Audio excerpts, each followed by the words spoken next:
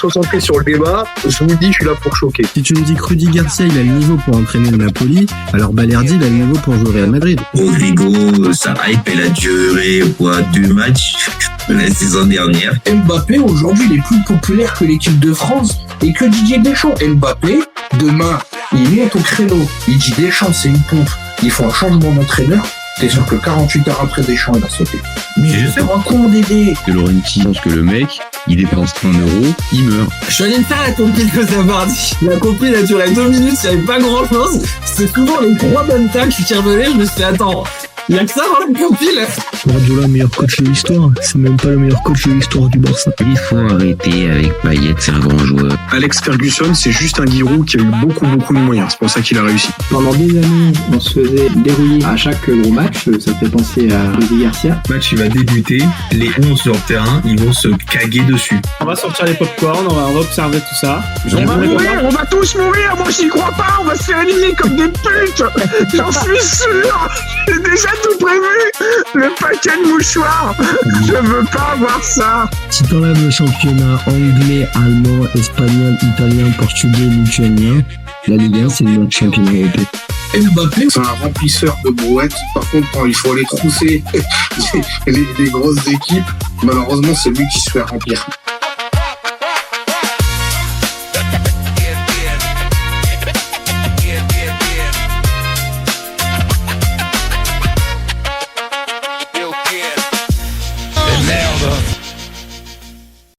Salut à tous, super content de vous retrouver pour un nouveau débat du VFC Copain Mondial 2026. Alors, pour m'accompagner aujourd'hui, je suis avec Serge. Salut mon copain, comment ça va? Salut, avec mon super t-shirt Pikachu.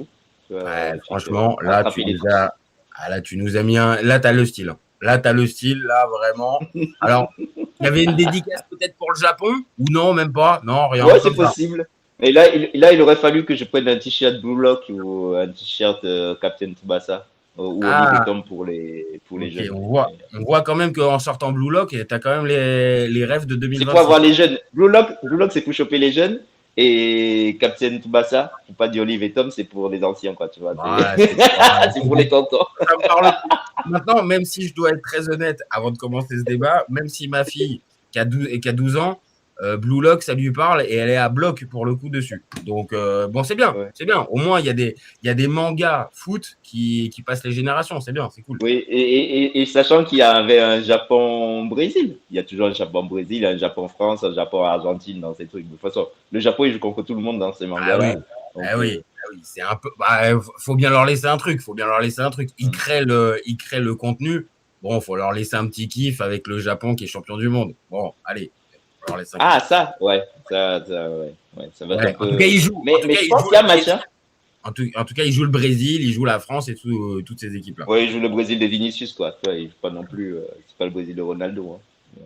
Oh, ok. Bon, c'est dommage. Hein. Là, on est ceux qui vont faire le débat, je leur laisse ça. Moi, j'ai déjà balancé mon truc. Ouais, c'est vrai que c'est Chad qui va passer sur le Brésil-Japon. Bon, tu es déjà en train de dire qu'il devrait se positionner pour le Japon, si j'ai bien compris. Oui. Ok. Bon, là, nous, on va essayer de se poser plus sur le Afrique du Sud-Canada, qui est le premier 16e de finale qui va avoir lieu ce soir. D'ailleurs, rythme un peu incroyable. Ce soir, il n'y a qu'un seul match. Et après, c'est l'orgie. On n'a même plus le temps de boire un café. Il y a des matchs qui s'enchaînent, quoi. Non, mais c'est ça, c'est vraiment le programme. En plus, le premier, il a 23h demain, non? Je crois qu'il est tard. Le prochain, il est à après celui de ce soir, 21h, il est à 19h. Brésil-Japon, c'est 19h demain. 19h demain? Ouais, on n'aura même pas le temps de débaucher, quoi. Ouais, c'est ça, là, ça va s'enchaîner. Là, aujourd'hui, on a une petite journée un peu de break, même si après, on va pas faire offense à ce Canada-Afrique du Sud. Mais petite journée de break aujourd'hui. Et à partir de demain, on enchaîne avec du Brésil-Japon et du Côte d'Ivoire-Norvège, je crois, si je me trompe pas juste après. J'ai pas regardé trop je connais les affiches, mais la programmation, j'ai pas. Attends, je regarde juste et après on débute le débat, mais parce que oui, c'est quand même important quand même d'avoir le programme de ce qu'on a demain. On a Brésil-Japon et non, c'est Allemagne-Paraguay à 22h30 demain soir. Et le vainqueur, il a affronté qui là, le vainqueur de ce match? Et le vainqueur de ce match, il affronte le vainqueur de France-Suède. Non, le match de ce soir. Ah, le match de ce soir. Alors, le match de ce soir, je reprends. C'est le tableau du bas, là. C'est le tableau je vais le partager. T'as raison, mon copain. Hop, je le partage. Donc, ça nous donne... au niveau de Afrique du Sud-Canada, ça joue le vainqueur de Pays-Bas-Maroc. Ah oui, c'est vrai, c'était ça. Oui. C'est Pays-Bas-Maroc. Et ça tombe donc, bien. Le vainqueur de Pays-Bas-Maroc, il sourit un peu. Ah, bon, allez, vas-y, c'est bien. On va rentrer dans le vif du sujet. Bon, on se dit quoi sur l'affiche dès le départ quand on la voit? Est-ce qu'on retient le fait que ça va être un match équilibré où globalement les deux équipes vont avoir des possibilités, où on se dit le Canada a quand même montré plus de choses quand même, tu vois, parce que le Canada a vraiment bousculé la Suisse, qui est quand même une équipe constante, tu vois. La Suisse, c'est comme le Mexique, c'est comme la Croatie, c'est des équipes que tu trouves toujours au deuxième tour, hein. Quelle que soit la compétition que tu fais là.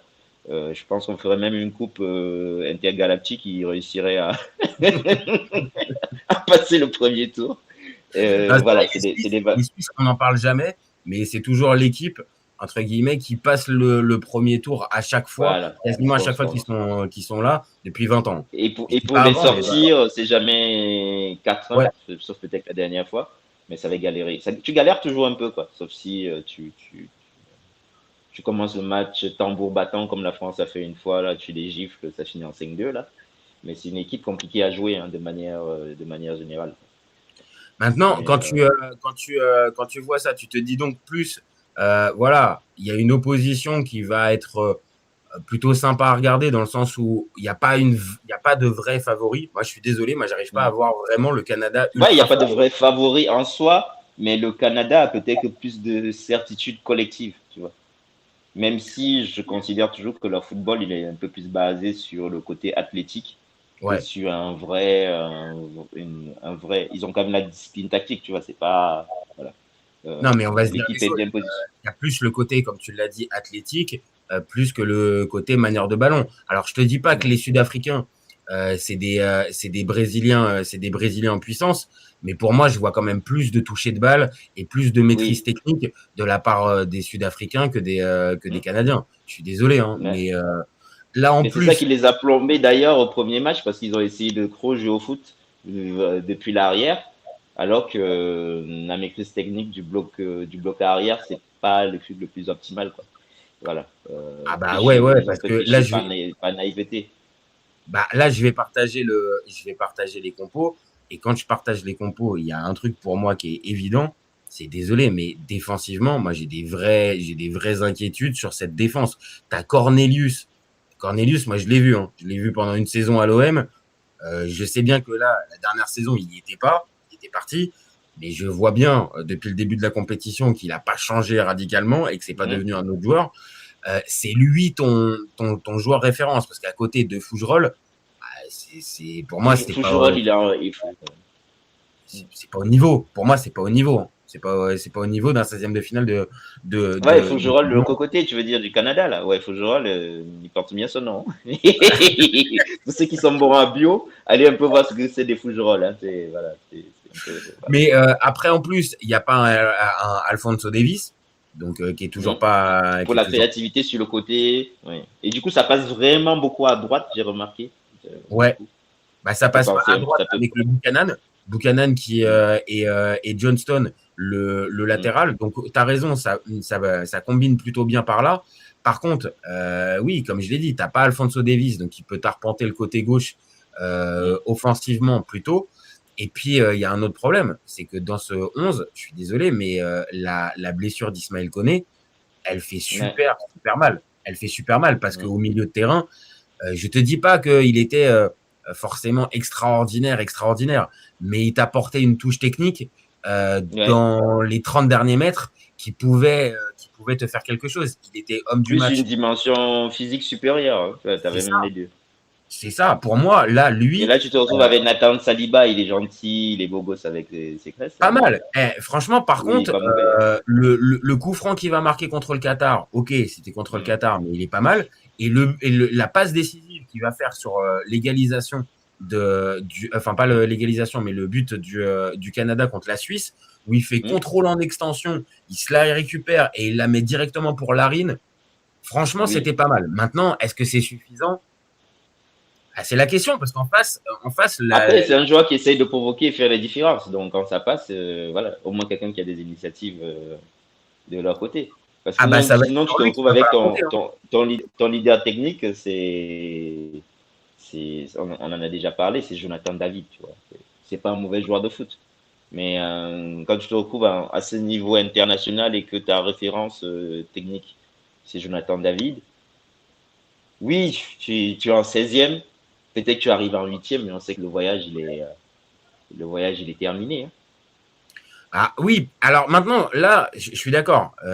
David, quand tu vois ses capacités et ses qualités depuis maintenant un moment, et on l'a vu en Ligue 1 pendant plusieurs saisons, moi j'ai la sensation que dès que le niveau s'élève, dès que le niveau commence à devenir un petit peu trop difficile, j'ai la sensation qu'il a du mal. Et quand je vois que là, tu vas jouer l'Afrique du Sud, alors ok, c'est pas un Cador que tu as en face. Faut être très honnête, c'est pas un Cador qui joue.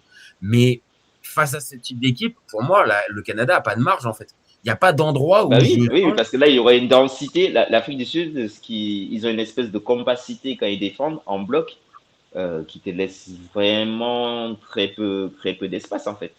Ils ont piégé plusieurs fois des grosses équipes sur les dernières CAN.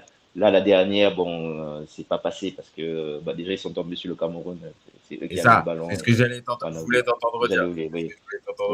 Ils sont tombés sur le Cameroun qui jouait en 3-6-1, donc je pense qu'ils se sont trouvés dans un système qui était un peu miroir du leur, avec un peu plus de vivacité de notre côté, devant. Je suis d'accord. Et des latéraux qui montaient beaucoup, donc ils n'avaient vraiment pas l'habitude de se faire agresser comme ça, parce que quand ils ont affaire à une équipe qui joue la prudence, et ils te forment un gros bloc de 8, 4-4 bien alignés. Hein.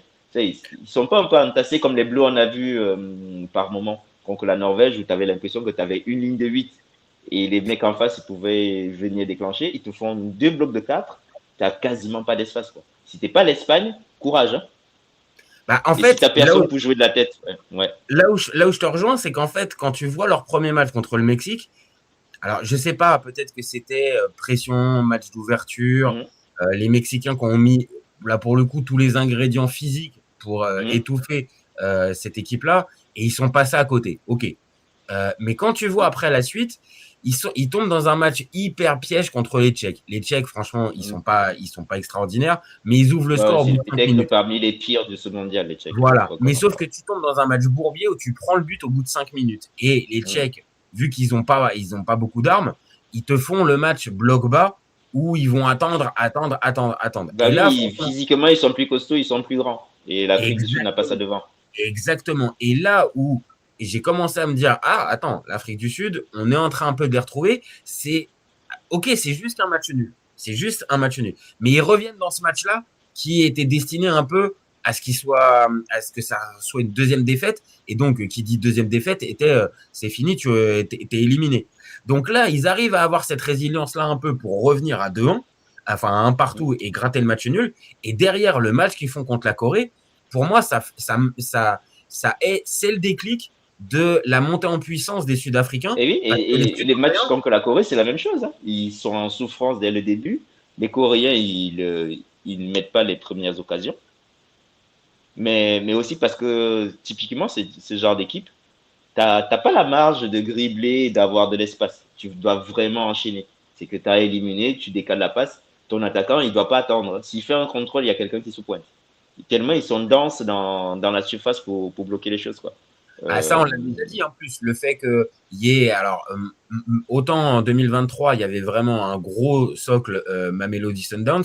Là, c'est vraiment partagé entre les deux, entre Orlando Pirates et Mamelodi Sundowns. Mais tu as quasiment 7 à 8 joueurs qui jouent dans le championnat local. Donc, tu peux toujours te dire. Ils se connaissent. Ils se connaissent. Et dans la manière de jouer, quand tu viens de dire, justement, ils te laissent pas d'espace, ils coulissent bien. Ils combinent bien, et quand ils se retrouvent en phase de transition, c'est pas les plus manchots. Face à cette équipe, comme on l'a dit, du Canada, qui t'apporte pas vraiment de garantie vraiment sûre et certaine, Ouais, pour moi, on n'est pas loin du 50-50. Alors peut-être que le facteur public peut jouer, peut-être. Il y a le facteur public, il y a le facteur quand même, c'est ce qu'on disait en rigolant, c'est quand même des athlètes en face. Hein. Je sais pas, ils ont fait du foot américain avant de s'égarer. On a dit, bon, on va organiser la Coupe du Monde, arrêtez de courir. On va courir avec un ballon. Mais c'est vraiment ça. Hein. Dans des duels, dans tout. Hein. Même dans les décalages sur les côtés, les coups de pied arrêtés, tu sens qu'ils te mettent en souffrance. Les Suisses ont été en souffrance. Sur la fin du match, les Suisses, ils ont souffert. T'as raison. Et par contre, là, je viens juste de me rendre compte, en fait, j'ai sorti une petite boulette, mais en fait, ils sont pas à domicile. Ils jouent plus à domicile, le Canada. Ils jouent à Los Angeles ce soir. Oui, ça va. Ils ont la libre circulation entre les deux, non? Je sais plus. Écoute, là, pour le coup, ça, c'est plus ta partie. Hein. Ça, c'est plus ta partie. Il faut demander à ChatGPT ou à Google. Ouais, parce qu'avec l'autre... Arrête. Avec l'autre, on ne sait jamais. C'est toi qui as commencé. Mais normalement, il y a libre circulation. Normalement. C'est les marchandises qui payent une taxe. Normalement, les gens, ils peuvent monter, descendre avec le Canada et les États-Unis. Comme des marchandises. Bon, je sais pas. Non, Canada, États-Unis. On n'a pas parlé du Mexique. Canada, États-Unis, normalement, tu montes, tu descends. Il n'y a pas de problème. Okay. Amis canadiens, normalement, ce soir. Alors, oui, ils sont nombreux. Voilà, maintenant, ils vont pas avoir le même soutien que pour les 3 premiers matchs, où tu es à domicile, où tu as le stade avec toi. Ok, il y aura majoritairement beaucoup plus de Canadiens que de Sud-Africains dans le public, mais voilà, on va dire ce fameux côté pays à domicile, ça redescend. Donc ouais, si on doit se positionner. À moins qu'il ait invité tous les Afrikaners qu'il a récupérés, hein. C'est dommage, je rigole. Non, c'est pas ça. Mais c'est-à-dire que là, si on commence à rentrer on met le nez dans les polémiques de cette Coupe du Monde, là, on n'a pas fini. La blague. Voilà, tu vois. Mais non, mais voilà, est-ce que ce paramètre, donc public ou ambiance, public, au States, non, je pense que ça peut avoir un impact, voilà. Non, je pense que le public américain sera plus pro-canadien que Sud. Est-ce que tu penses que ça peut être est-ce que tu penses que ça peut être les coachs qui font la diff? Là, pour le coup, le coach d'Afrique du Sud, il a une vraie expérience des matchs de ce niveau.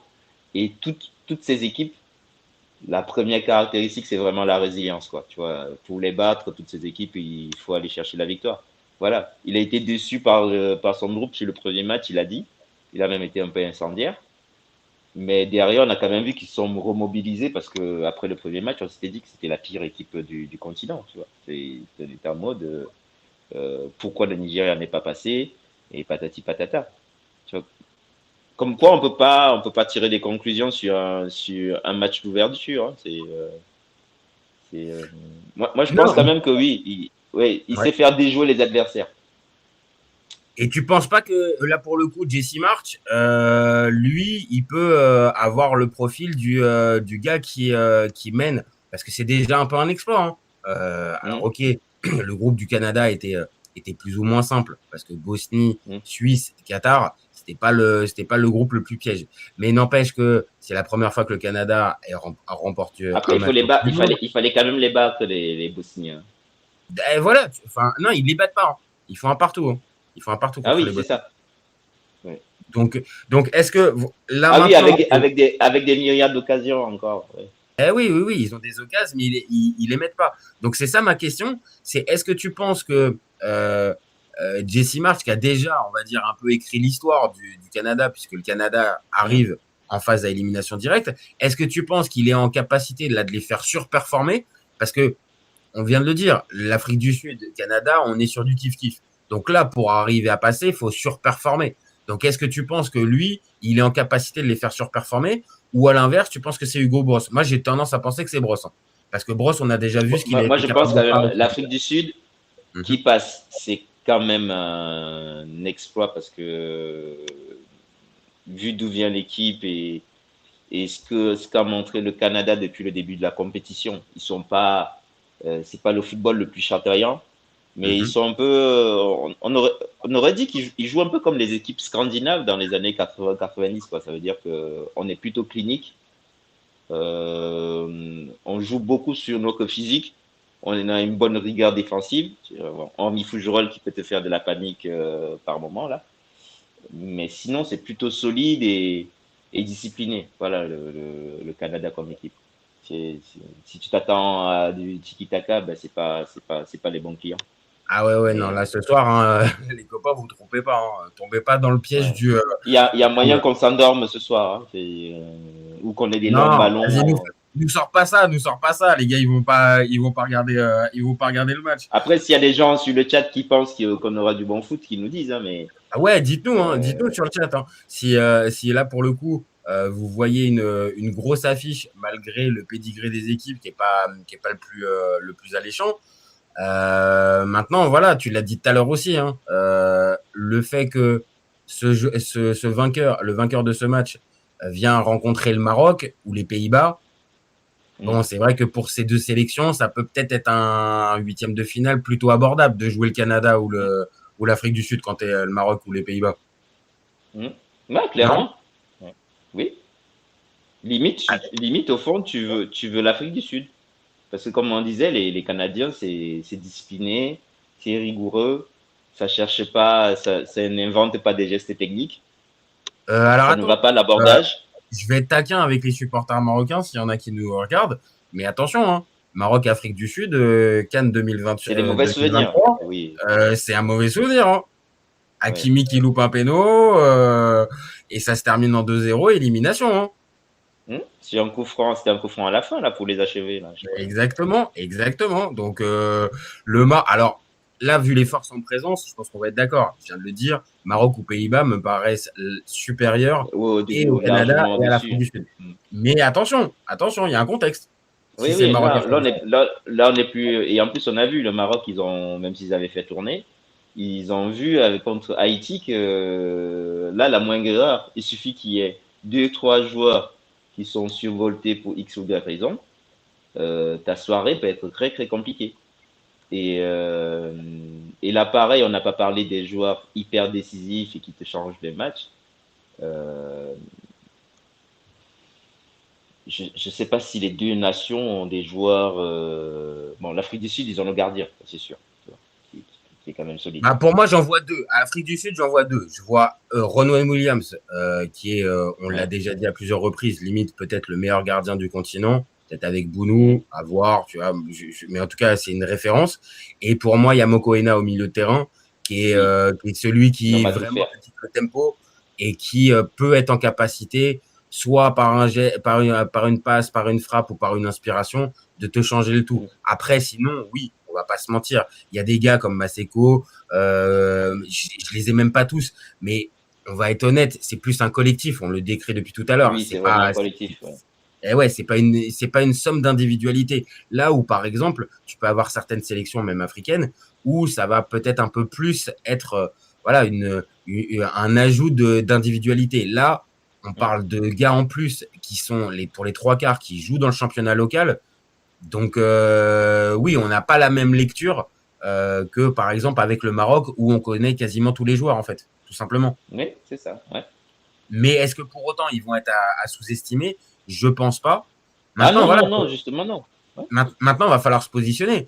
Qu'est-ce qu'on voit pour ce 16e de finale ? Est-ce qu'on voit la surprise sud-africaine qui continue et qui va sortir le Canada et qui va se retrouver en 8e, ou la fraîcheur canadienne qui l'emporte au final ?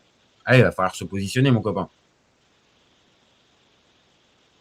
Moi, sur MPG, j'ai penché pour un 2-1 pour l'Afrique du Sud. Ok. Parce que là c'est plus par. J'avoue que c'est vraiment. Il y a un peu de subjectivité. J'ai quand même envie que les équipes africaines aillent un peu plus loin. Et si le Maroc passe, ça nous fait une équipe africaine en quart, tu vois. C'est un peu pas calcul. Il faut en parler 2 minutes avant que. Non, attends, je te laisse d'abord mettre un prono et après. Je suis complètement objectif. Je sur le parcours, sur l'adversité déjà rencontrée et les performances face à ces équipes-là, je te dirais que le Canada a quand même montré plus de choses parce que oui, le Canada a montré un peu plus de choses déjà dans la compétition. Une solidité supérieure, voilà. Mais ton cœur balance plus pour un 2-1, Oui, j'aimerais bien, pour voilà, c'est le truc que j'ai souhaité. Mais si j'étais objectif, je te dirais aller un 1-0 ou un 2-0 sur un coup de pied arrêté, venant tu vois pas, dans le champ du jeu, à moins qu'il y ait une erreur comme les Sud-Africains, ils ont fait pour donner le premier but face au Mexique, parce qu'il y a de la naïveté et techniquement, ils ont essayé des choses qui ne sont pas de leur ressort. Je vois pas les Canadiens en train de marquer dans le jeu, quoi. Non, je suis assez d'accord. Hein. Je suis assez d'accord. Ce qu'on a pu voir des Canadiens, on le dit depuis tout à l'heure, c'est généreux, c'est volontaire. Ça joue sur le physique, c'est athlétique. Mais ouais, c'est physique, athlétique. Après, je vais pas te dire que moi, c'est pas mon football, parce qu'on n'est pas non plus dans un football qui est négatif. Non, voilà, c'est pas du hurrah football. Ils essayent quand même. Voilà. Mais c'est juste, oui, t'es ramené après. Après, c'est logique, hein, tu es ramené avec les qualités de tes joueurs et dans les joueurs qui composent cet effectif-là, bon, oui, tu n'as pas une qualité individuelle dingue, donc tu es bien obligé de te mettre dessus. Moi, je ne te cache pas que la montée en puissance, comme je l'ai dit, avec le premier match contre le Mexique raté de l'Afrique du Sud. Derrière, il y a le match bourbier de la République tchèque, tu t'en sors. Derrière, tu vas battre la Corée du Sud dans un match au couteau. Moi, écoute, j'ai envie de te dire, j'ai envie d'y croire à l'Afrique du Sud ce soir. J'ai envie de croire à l'Afrique du Sud. Et vu que ce qu'on a pu voir du Canada, moi, m'emballe pas de dingue, l'absence de Koné, pour moi, me paraît être vachement importante dans l'entrejeu. Ouais, non, allez. Moi, je reste. J'aime bien ton. C'est pour ça que je te dis, oui, l'exploit, il est possible parce que les Coréens, comme le Japon, ça joue plutôt vite vers l'avant, ça enchaîne des passes. Et ils ont pu conserver de la présence, de la densité malgré ce football-là. Alors que là, on aura un football un peu plus lent, moins fort sur la percussion de l'homme homme à homme, mais plus costaud dans le jeu aérien. Donc, tu vois, tu auras un peu les deux. Ça nous fait une belle opposition de style sur le papier. Maintenant, qu'est-ce que ça va nous donner? Est-ce que ça va nous donner un gros match? On n'en sait rien. Est-ce que le niveau technique va être là? Comme d'habitude, on va regarder le match. Hein. On verra. On n'est pas Nostradamus. Mais sur, on va dire, cette opposition d'équipes, allez, on va être un peu vulgaire, mais un peu moyenne. Bon, écoute, honnêtement, il y en a 2-3. Je vais être très honnête. Le Australie-Égypte, par exemple, me hype moins, par exemple. Je suis très honnête. Hein. Je suis très honnête. Oui, mais on a quand même vu les Égyptiens balader la Belgique pendant un moment, tu vois. Là, ils vont être un peu obligés de jouer. Mais non, mais attention, hein, quand je dis ça, c'est pas forcément une pique vis-à-vis des Égyptiens. Hein. C'est juste que j'ai vu aussi, je me suis tapé aussi des matchs des Australiens et j'ai pas pris beaucoup de plaisir à regarder les Australiens. Surtout le dernier. Hein. Oh là là. Oh là là là là là là. Oh là là. Oh là là. Oh là là. Oh là là. Le Australie-Paraguay, fallait vraiment être motivé. Fallait être soit australien, soit paraguayen, parce que sinon, c'est regardable. Les deux équipes ne voulaient pas jouer. Oh là là, une horreur. Alors que hier soir, on avait la même chose, c'est-à-dire les deux équipes étaient qualifiées en cas de match nul. Ouais. Bon, l'année dernière, entre l'Algérie et l'Autriche, au moins, on a eu un 3 partout, on a eu du suspense au moins. C'est ça. Les équipes se sont fait peur. Elles se sont fait peur. Après, on pourra toujours se poser la question de savoir le dernier but, quand même, pour moi, c'est quand même complètement lunaire. Ce qui s'est passé sur le dernier but. Ah oui, non, mais c'est surtout que maintenant sur les réseaux sociaux, ça rigole. Apparemment, quand les Algériens ils ont marqué, ils ont dit que le Karémari qu'il a sorti un panneau, l'Iran est qualifié.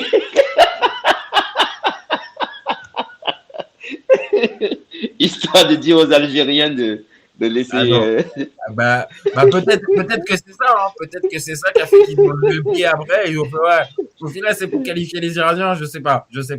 Parce mais justement pour éliminer les Iraniens, justement. Oui, mais justement, c'est ça. Est-ce qu'ils n'ont pas levé le pied justement à 3-2 en mode ça qualifie l'Iran? Non, peut-être. Oui, mais il restait 1 minute 50, c'est lunaire. Non, c'est lunaire. Non, vraiment, et pour l'avoir Mais vu après, en direct, Lucas Zidane, est-ce que c'est pas le pire gardien de cette Coupe du Monde? Là, les Algériens qui sont là. Moi, je pose la question. Ben Bot, le gardien algérien? Ouais, le gardien algérien. Non, mais là, je te réponds. Je te réponds très clairement, c'est le plus mauvais. Après, il y a le gardien du Qatar qui est pas mal aussi. Ouais, mais attends, contre la Suisse, je l'ai vu faire un match, allez, je vais pas te dire dingue, mais il a sorti quand même pas mal d'arrêts. Là, vraiment, ce que j'ai vu de Ben Bot, là, non, mais c'est catastrophique, vraiment. Lucas Zidane, pour moi, il n'y a même pas de débat. Alors que Lucas Zidane, on parle d'un gardien de 2e division espagnole. Donc, on parle vraiment pas d'un grand gardien. Mais Ben Bot, oh non. Oh là là. Si ça jouait. Moi, j'étais en panique. Chaque fois qu'il plongeait, je dis, mais il va où, lui? On aurait dit un gardien de PS6. Je dis, mais qu'est-ce qu'il fait, ce gars? Et tu vois les 3 buts. Sur les 3 buts, il a sa responsabilité dessus. Et alors, le premier, vraiment, mais alors là, je sais pas, j'ai jamais vu un gardien comme ça, quoi. Qui se laisse prendre par un contrôle raté d'Arnautovic et qui après tire tellement un tir tellement mollasson et tu restes sur tes deux jambes. Alors, franchement, catastrophique. Bon, heureusement. Et le gardien de la Jordanie, il est pas mal aussi, lui. Écoute, ça fait pas partie pour moi des pires. Il y avait le gardien irakien aussi, qui était pas mal. Oui, lui, il est pas mal, lui. Bon, il est pas aidé. Il est pas aidé non plus. Il est pas aidé, je suis d'accord, mais par contre, ce qu'il avait fait contre la France, quand il donne le 2e but là sur le dégagement. Bon, là, franchement, on parle de gardien trop moyen. Donc, attends, juste, je voulais te relancer sur un petit truc avant de terminer notre petit débat. Hormis la Tunisie, toutes les sélections africaines ont passé le premier tour. Ouais, et tout ont montré des choses. Moi, je vais m'aller au-delà de ça. C'est même pas la qualification, des fois, elle peut être anecdotique, elle peut être chanceuse, toutes ont montré juste l'esprit de résilience, parce qu'on va même pas parler du foot, parce qu'il y en a qui ont essayé de jouer, il y en a qui, vu l'adversité, pouvaient pas faire autrement. Le Sénégal a mis 5-0 dans un match particulier où l'adversaire était crédit à 10 et ils ont fait ce qu'ils avaient à faire. Et c'était pas dans la poule la plus facile, mais ça, ils le savaient dès le tirage au sort que ils avaient intérêt à mettre un carton. C'est ça, et en plus le calendrier, je pense que pour les Sénégalais, c'était le pire. C'est tu joues d'abord les Bleus et ensuite t'enchaînes la Norvège. T'es tout de suite sous pression, en fait. Et dans leur tête, ils s'étaient dit qu'ils pouvaient attraper les Bleus. Moi, je pense que c'est ça en fait, qui les a plombés. Ils ont péché par excès de confiance en se disant qu'ils pouvaient battre la France. Et bon, on avait parlé pendant la CAN et je disais que il faut qu'on arrête un peu de grossosser certaines équipes africaines et de diminuer le niveau des Bleus. Tu vois, voilà. Il y a des failles, on peut se faire attraper sur certaines choses. Il y a du dosage à trouver. Il y a du dosage à trouver. Mais vu les gens devant en équipe de France et le manque de solidité qu'on a vu même à la CAN de l'arrière-garde sénégalaise qui commence à fatiguer et le manque de créativité pour moi dans le milieu sénégalais. Ah mais ça sera toujours le problème. Ça fait oui, mais c'est pas du coup c'est pas une équipe. Mané il est déjà fatigué. À la CAN Mané il peut faire le meneur de jeu, mais à la Coupe du Monde face à des équipes en place tu dois toujours faire 2-3 contrôles pour trouver une ligne de débordement et autres. Surtout si le Sénégal, après c'est pas le débat, c'est pas forcément notre débat, mais surtout si le Sénégal dans son animation offensive, tu te prives d'un Iliman Ndiaye, tu te prives de ce joueur-là, de ce genre de joueur-là. Bon on va vite arriver avec 2 ailiers. Alors Ismaïla Assar sort d'une belle saison. On peut pas dire, il a fait une belle saison avec Crystal Palace. On peut même se poser la question de savoir s'il n'a pas progressé, lui, en tant que joueur. Pas de problème. N'empêche que à côté, tu as Nicolas Jackson. Et Nicolas Jackson, on sait très bien les forces, mais aussi les faiblesses qu'il peut avoir. Et tu viens de le dire, Mané, ça peut peut-être passer pour la CAN pour pouvoir jouer dans ce rôle de gars à gauche, meneur de jeu, qui recule. Et là, tu l'as dit, pendant la Coupe du Monde, et tu joues les Bleus, la Norvège, là, t'as pas de répit, en fait. T'as pas de répit du tout. Oui. Donc, le plan de jeu de Papthio, peut-être qu'il a été peut-être un peu soit trop ambitieux à un endroit ou pas assez réaliste, j'en sais rien. Maintenant, il s'était mis tout de suite dans des conditions compliquées. Et au final, le 5-0 qu'ils mettent contre l'Irak, bon, bah, permet de rehausser le truc. Et là, au final, c'est Belgique-Sénégal. Et Belgique-Sénégal. Ouais, il y a la place. Sur ce qu'on a vu de la Belgique, je suis désolé, moi, je te le dis, mon copain, je vois pas la Belgique ultra favorite. La Belgique n'a pas de marge. Parce que la Belgique a souffert contre l'Égypte. Et le seul truc pour les Sénégalais, c'est que malheureusement pour eux, c'est une équipe de contre. Donc en première mi-temps contre les Bleus, c'est passé. On a vu qu'ils avaient des occasions quand tu laissais de l'espace et parce que les Bleus, ils vont entre guillemets un peu à l'abordage. Le nombre de fois on se retrouve avec un mec alors qu'on est censé avoir 2-6 qui se retrouvent tout seul face à nos 4 derrière. Je suis en mode mais c'est une blague. Il est où le mec qui découpe là? C'est quoi cette blague? Enfin. Ça c'est autre chose, mais du coup le Sénégal, dès qu'il doit faire du jeu, mais c'est une galère absolue, hein. Ah ouais. Même hier à 1-0 contre l'Irak, le nombre de fois où les Irakiens se sont retrouvés dans une situation avant-hier, le nombre de fois les Irakiens se retrouvaient dans une situation où ils pouvaient avoir des opportunités de tir, je dis mais ils sont vraiment à 10 les autres là, c'est une blague. Ah non mais t'as raison, et c'est que surtout, moi on en a parlé sur la chaîne, c'est que quand tu regardes, tu as la sensation en fait que dès qu'il faut, comme tu as dit, faire le jeu, il y a un blocage, il y a un truc pas naturel qui fait que, bon, bah alors soit on va empiler les attaquants, le pire truc à faire pour moi, c'est-à-dire s'il faut jouer offensif, c'est juste une histoire de mettre 2 avancantes ou 3, pour moi, ça serait hyper simple. Mais c'est que derrière, il y a peut-être une absence de plan B. Il y a un vrai plan. Regarde le but de Mbaye contre les Bleus, c'est un exploit personnel. Hein. Oui. Ah non, il n'y a pas de jeu collectif. C'est pas du jeu collectif. Il fait son passement de jambes à notre ami habitué, là, l'organisateur de Fiesta. Désolé Théo. ou de ballon, comme tu veux. Soit le ballon, soit le. Voilà. Il aime bien les ballons. Hein. Voilà. Et là, il n'a pas vu le ballon. Hein. Et tu vois, alors que, mine de rien, il y a un but de Nicolas Jackson en première intention, là, où il est hors jeu, là, où il nous fusille. On voit que si c'était construit, il y a moyen, ils ont quand même des joueurs. Voilà. Mais il manque ce joueur, il en manque le Inao, quoi. Bah oui, parce qu'en fait. Mais je te l'ai déjà dit, voilà, je te l'ai déjà dit, notre problème en Afrique subsaharienne, et j'étais avec mon oncle qui a été numéro 10 plus jeune là, de la génération Eto'o, et c'est que pourquoi on n'a plus ces joueurs de foot en Afrique subsaharienne, on n'a plus les Okocha, on n'a plus les Achille Mana, on n'a plus les Faïndounou, on les avait en fait. Mais à vouloir trop formater des gens pour qu'ils viennent jouer sur le marché européen, on a perdu même le Abedi Pelé le père, hein, tu vois, on peut en citer un paquet. Et après, tu l'as cité tout à l'heure. Inao, c'est limite une petite exception qui nous. Après, la Côte d'Ivoire, c'est une terre de mecs créatifs. Ça, on peut pas leur enlever. Une terre de. Ça pour le coup, oui. Gervinho, oui, t'as une culture quand même de gars qui ont quelque chose. Non, mais là, par exemple, là, dans ce type de cas, au Sénégal, bah, pour jouer dans ce poste de 8 un peu peut-être créatif, si tu veux, bah, tu vas avoir Lamine Camara. On le connaît, Lamine Camara. Mais il peut, mais c'est pas son ADN. Mais non, c'est ça. Il a un peu de ballon, mais c'est pas son ADN.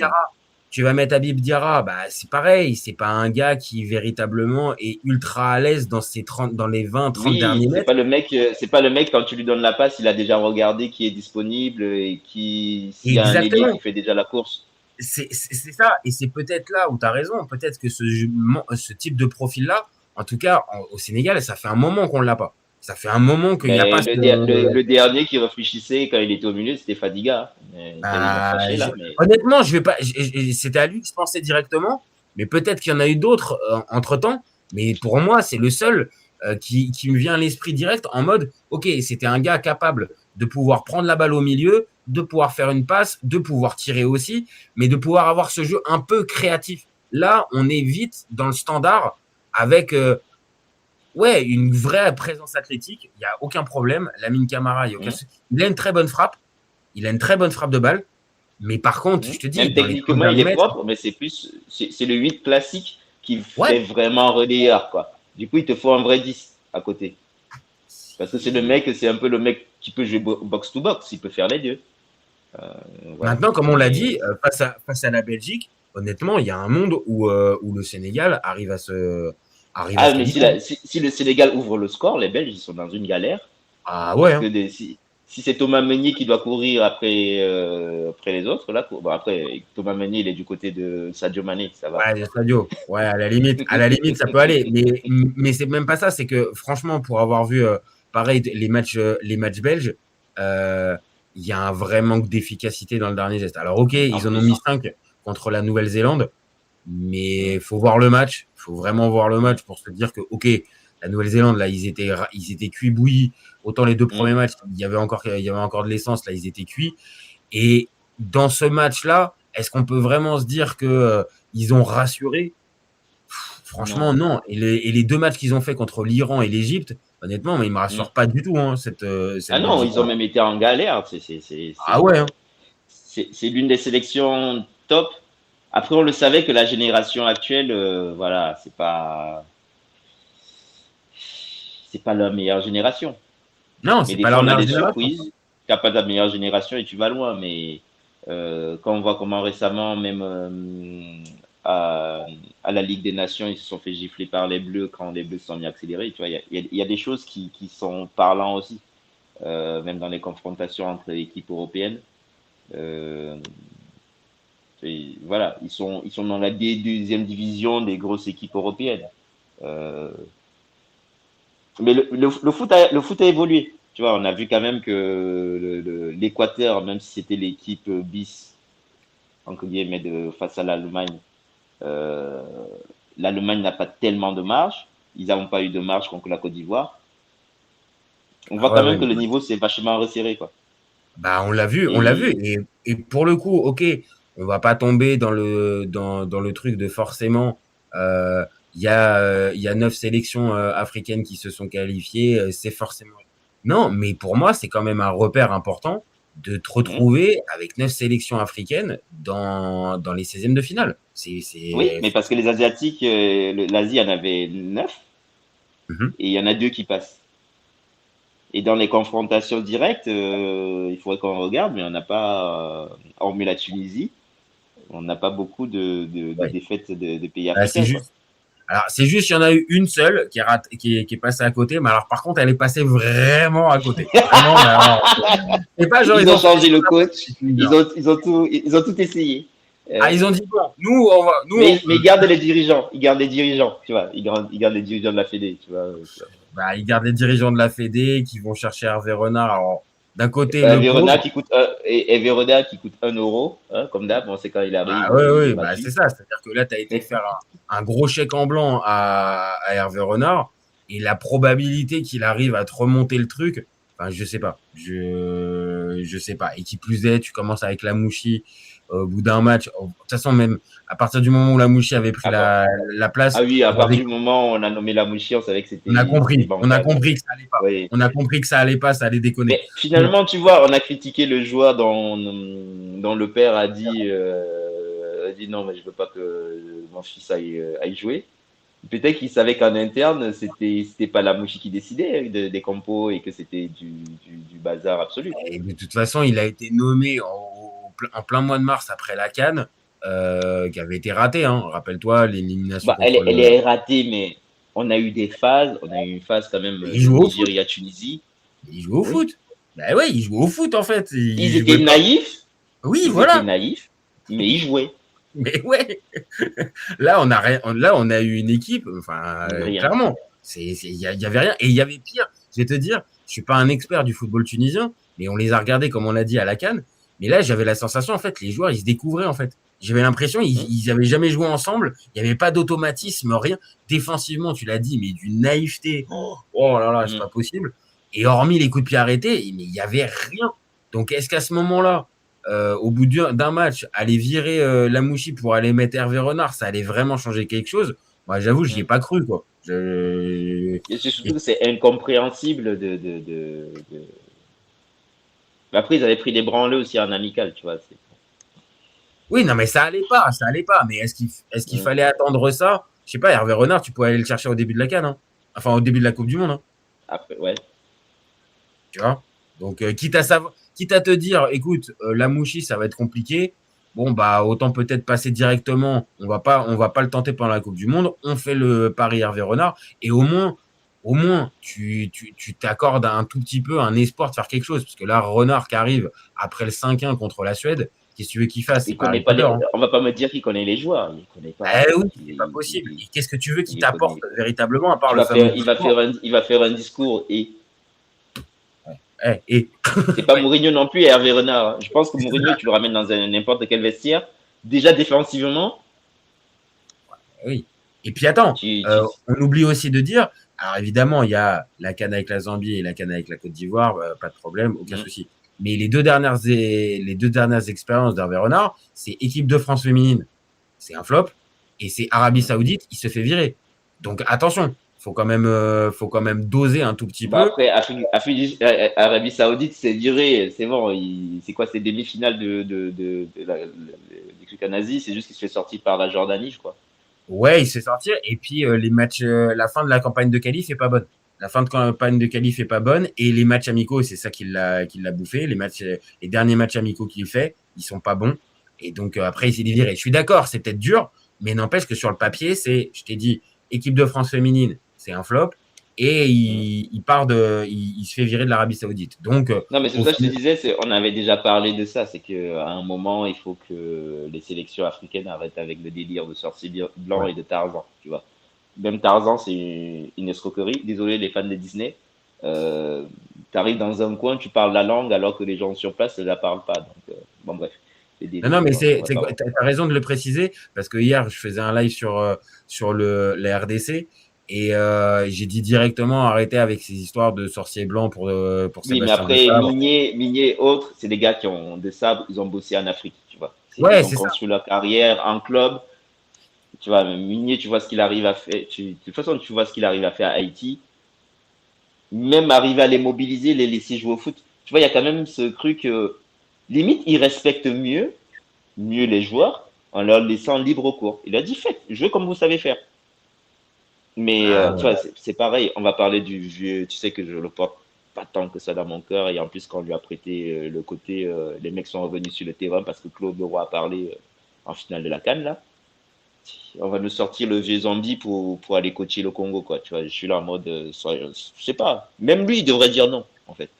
C'est-à-dire, pourquoi il va coacher le Congo, pas le Brazzaville. Il a pris la sélection. Ouais. On est en 2026. Il a gagné la CAN en 88. Ouais, avec des gars qui gagnaient des Champions League africaines, qui jouent au pays. Il a ramené de la discipline, il se battait avec le manque de moyens, tu vois, il a ramené quand même quelque chose de en fait, en plus. C'est la hype qu'il y a autour de lui que tu trouves démesurée. Et je peux comprendre. Maintenant, est-ce que lui, c'est toujours la même chose que je te dis, c'est est-ce que lui, il est forcément responsable de ce côté sorcier blanc qu'on lui colle et spécialiste de la... Peut-être que même lui, il y croit, en fait, c'est ça moi qui me... Là, pour le coup, j'en sais rien. Peut-être que lui, il est rentré dans le personnage. Ouais, je sais que même lui, il y croit. À force de l'entendre, il croit qu'il a un truc. Non, mais c'est que après, en fait, je pense que tu as raison. Il n'y a pas besoin de partir sur ce type d'appellation et ce genre de truc-là. On en a des exemples comme ça de gars, on va dire clairement les choses, des blancs qui sont arrivés en Afrique et qui ont réussi, on va dire, de manière positive. Mais les gars auxquels je pense, tu vois, ça va être un Bruno Metsu. Et par exemple, un Bruno Metsu. Oui. Alors, on est un gars pareil, c'est-à-dire qui s'est mis au diapason de son équipe, qui n'est pas arrivé avec ses grands. Et tu vois, Bruno Metsu, il y a un amoureux de l'Afrique en plus, tu vois, et qui était un vrai amoureux. Il n'y a pas eu d'arrogance et d'appropriation du. Pour moi, il n'y a pas eu d'appropriation du truc par rapport au coach. Alors que chaque fois, j'entends parler de Claude Leroy, on aurait dit qu'il avait une équipe de chèvres. Tu avais quand même des gars qui avaient des Champions League africaines dans les pattes. Tu avais Roger Mila qui était une référence du foot déjà même en France, qui était là depuis 79 et quelques, dans les années 70. Au Mambique, il jouait en D1 française. José Antoine Bell, il jouait en D1. T'avais du réservoir. Canabique, il jouait en D1 française. Tu vois, je veux dire, on aurait dit qu'il avait une équipe de manche, là, qui nous avait pris des gars qui jouaient à Fauveau de Baham. C'est pour ça que je te cite un club, parce que je t'aurais dit Canon, tu aurais dit, Canon, quand même, c'est connu. Tu vois. Mais, je l'avais pas. Je m'énerve chaque fois qu'on parle de ce genre de truc, mais Bruno Metsu, il a exploité les talents, Et on n'a jamais mis Bruno Metsu au-dessus des joueurs, tu vois. Ça, c'est un truc Ah que non, j'aime bien. C'est un coach qui a su. il y avait un côté genre pas accompagnateur, mais limite. C'est-à-dire qu'en fait, c'est aussi ça que doit être aussi un sélectionneur. Ça doit pas être que forcément le mec qui met les coups de bâton et allez-y, faites les tours de terrain. Tu vois, il doit y avoir aussi ce côté un peu. Et après, tout dépend aussi de la culture. Mais il doit y avoir ce côté Même Hervé Renard en Zambie. Hervé Renard en Zambie, c'est un vrai exploit parce qu'il a amené un truc. Ouais.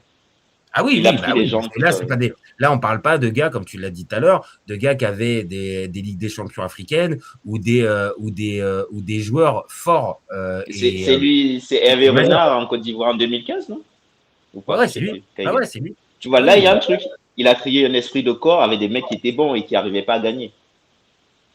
Ah non, mais ça, les capacités, il les a. Après, je pense que Hervé Renard, quand tu te poses avec lui, voilà. moi, c'est ma vraie interrogation. Je sais pas ce que ça vaut véritablement tactiquement sur du long terme. Mais par contre, sur un tournoi, il l'a déjà fait. Il l'a déjà prouvé. Voilà. Il en a fait 2. Donc, je pense que c'est pour 2 d'affilée en plus. 2 d'affilée en plus. Ouais, 2 d'affilée avec 2 pays différents et la Zambie et la Côte d'Ivoire, comme tu l'as dit. Côte d'Ivoire qui était un peu qui commençait à devenir un peu le loser énorme, qui accumulait les défaites et les défaites. Et d'ailleurs, tellement les défaites que la défaite contre la Zambie 2 ans avant de Hervé Renard. Donc justement, là c'est là où il fait sa légende. Maintenant, depuis, je vais pas lui tomber dessus, mais la légende d'Hervé Renard, elle est quand même un peu redescendue. Quand même. Il va toujours trouver du taf, hein. Ah bah oui, bah il en faut, hein. Il faut bien, mais là je suis pas sûr que celui-là c'était celui à prendre, parce que pour moi ça ressemble quand même un peu à un Bourbier, la fédération tunisienne. Mais oui, t'as raison, d'accord, ça peut peut-être aider. Bon, mon copain, donc au final, tu restes sur ton prono MPG ou les miracles sud-africains. Allez, miracle sud-africain. Nous on part sur le miracle sud-africain, on voit l'Afrique du Sud, mais pas d'une grosse marge. Oui. Mais on est plutôt enthousiasmé par ce qu'ils nous ont fait, ce qu'ils nous ont proposé, et allez, à choisir, ça ferait une sélection africaine en 8e. On valide. On est d'accord, mon copain? Ouais, c'est ça, exactement. Bon, et ben écoute, merci à toi d'avoir participé à ce petit débat. C'était un plaisir. Merci à tout le monde. Merci à tous de nous avoir suivis. Le live va être en replay dans quelques minutes sur la chaîne. Il va être dispo aussi en podcast sur toutes les plateformes. Deezer, Apple Podcast, Spotify et toutes les autres. N'hésitez pas à commenter, à liker, à partager, à vous abonner si vous découvrez la chaîne et si vous découvrez cette vidéo. Allez-y, on a besoin de vous. On a besoin de vous pour continuer de grandir et nous donner de la force. Et puis, vous gardez en tête qu'au FC Copain, on est ouvert toute l'année et encore plus pendant le Mondial 2022. Ciao les copains. Ciao. Ciao.